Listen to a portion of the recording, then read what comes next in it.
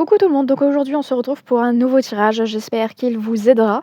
Je vous laisse avec la suite. Du côté général, l'homme, l'abondance, le jardin et l'ours montrent une période tournée vers les relations, les opportunités, la stabilité matérielle ou personnelle. Une personne importante peut jouer un rôle dans votre évolution ou vous pourriez vous-même prendre davantage d'assurance et de responsabilité.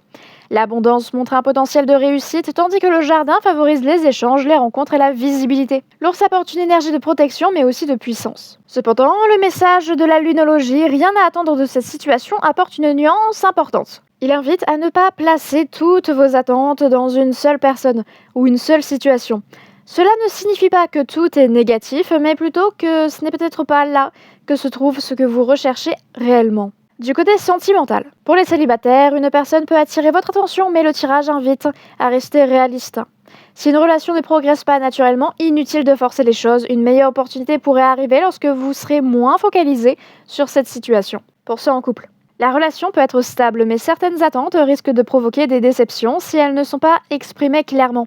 Il est préférable d'apprécier ce qui existe plutôt que d'espérer un changement immédiat. Dans le domaine professionnel, les opportunités sont bien présentes, notamment grâce à votre réseau ou à certaines personnes influentes. En revanche, si un projet semble complètement bloqué malgré tous vos efforts, il est peut-être temps d'investir votre énergie ailleurs. Lecture numérologique. Les vibrations du 4 et du 8 dominent.